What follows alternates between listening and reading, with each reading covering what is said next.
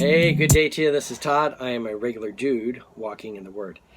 Hey, we're concluding chapter 16 today. We spent 4 episodes on the whole chapter. The first episode we talked about operating outside of God's will. And then we talked about the next episode, not trusting God.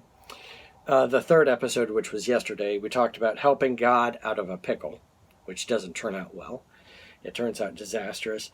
And we even talked about that verse that people think is in the Bible, God helps those who help themselves, which is actually a quote from Ben Franklin. And today we're talking about how God cares for the less fortunate, okay? So you're going to see in this passage today, I'm going to give you a preview here. You're going to see in this passage here, God comes down, and he's not talking to Abram during this thing when Abraham messes up and Sarah messes up. He's not talking to them. He comes down and he's talking to Hagar, who's the one being mistreated. She was a slave. She probably had no choice into what happened to her. And anyway, she's the one being, she ran away because she was being mistreated. And it was God came to her, okay?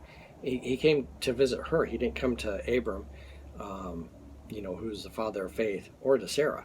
He came to Hagar, who was the less fortunate in this situation.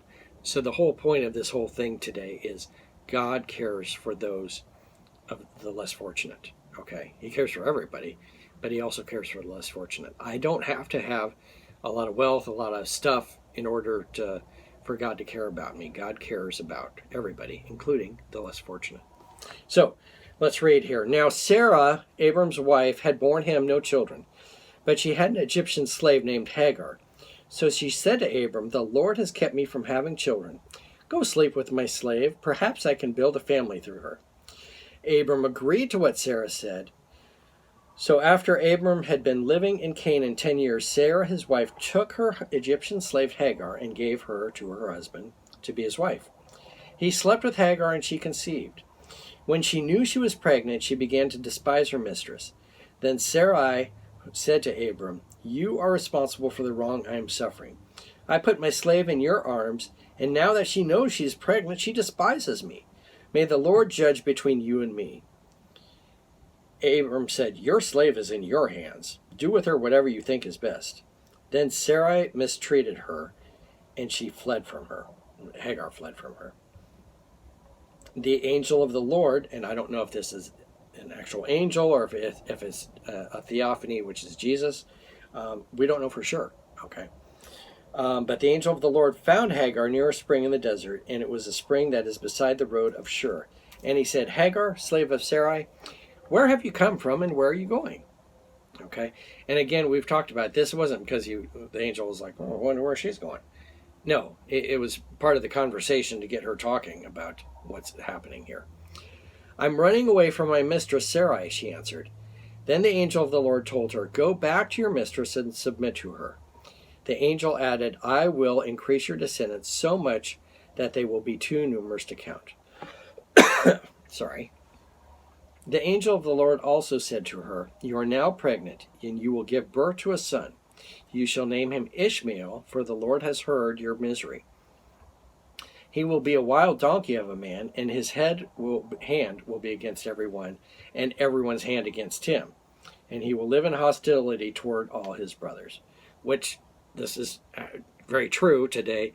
The Ishmael is the father of the Arabs, and they're in constant war with each other and against the Jews. Okay? So it's exactly right. Verse 13, she gave this name to the Lord who spoke to her. "You are the God who sees me," for she said, "I have now seen the one who sees me." That is why the well is called Bir Lai Roi. It is still there between Kadesh and Bered. So Hagar bore Abram a son, and Abram gave the name Ishmael to the son she had born.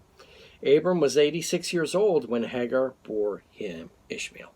Okay, the big thing today is this. You can see here that God cares for the less fortunate. It should have been like God was communicating with Abram, throughout his life here, okay? But in chapter 16, Is God communicating with Abram? No, Abram is not in God's will at all, and Sarai is not in God's will.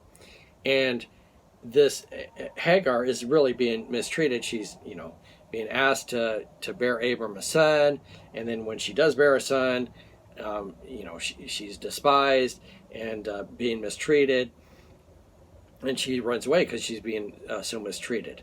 But it was God who showed up on her, upon her, either Jesus or an angel, that showed up and comforted her and told her what's going to happen to Ishmael and how Ishmael would be blessed. I mean, he tells the truth about Ishmael, but what would happen, that Ishmael would, also have many descendants from this.